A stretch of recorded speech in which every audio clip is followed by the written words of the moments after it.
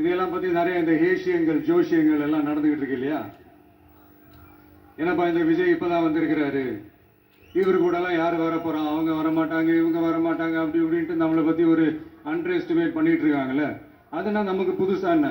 30 வருஷமும் நம்மள under estimate பண்ணிட்டு தான் இருக்கிறாங்க. ஆனா மக்கள் கரெக்டா நம்மள எஸ்டிமேட் பண்ணி ரொம்ப அழகா, ரொம்ப அக்கறையா, ரொம்ப தெளிவா, ரொம்ப தீர்க்கமா நமக்கு ஒரு இடத்தை கொடுத்திருக்கிறாங்கல்ல. எப்படி? என் கேரியரின் உச்சமான ஒரு இடத்தை கொடுத்திருக்கிறாங்கல்ல. அதை இந்த நாடே பார்த்துக்கிட்டு இருக்குல்ல. ஏன் அப்படி எனக்கு அந்த இடத்தை கொடுக்கணும்? ஏன்னா இந்த விஜய் நம்ம பிள்ளையாச்சு, நம்ம அண்ணனாச்சு, நம்ம தம்பியாச்சுன்னு சொல்லி அவங்க மனசுல அப்படி தோணுது. அதனாலதான் நமக்கு அப்படி ஒரு இடத்தை கொடுத்து உள்ளன்போடு அள்ளி நம்மளை அரவணைச்சுக்கிட்டு இருக்கிறாங்க. அப்படி நம்மள நம்புறவங்களுக்காக நாம உழைக்கிறதே அது ஒரு பழக்கமாகி இப்ப அதுவே என்னுடைய ஒரு ஒரிஜினல் கேரக்டராவே மாறிடுச்சு.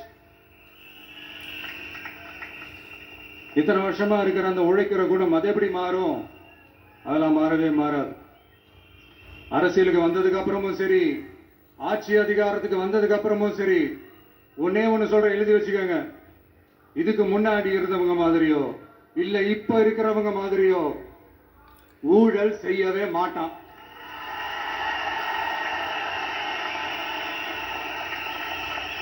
ஒரு பைசா தொட மாட்டான். எனக்கு அது அவசியமே இல்லை. புரியுதுங்களா உங்களுக்கு? எனக்கு அதை தொட வேண்டிய அவசியமே இல்லை.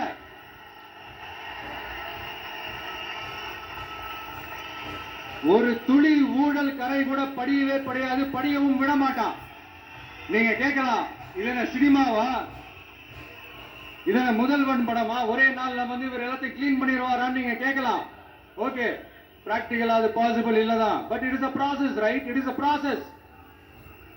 இப்படி எதுக்குமே ஆசைப்படாத ஒருத்தர் அரசியலுக்கு வர்றான் அப்படின்னா, அவன் கண்ணு முன்னாடி ஏதாவது ஒரு தப்பு நடக்குது அப்படின்னா, அவன் கண்ணு முன்னாடி ஏதாவது இந்த மாதிரி ஒரு ஊழல் நடக்குது அப்படின்னா, அதை பார்த்துக்கிட்டு அவன் சும்மா இருப்பான்னு நினைக்கிறீங்க?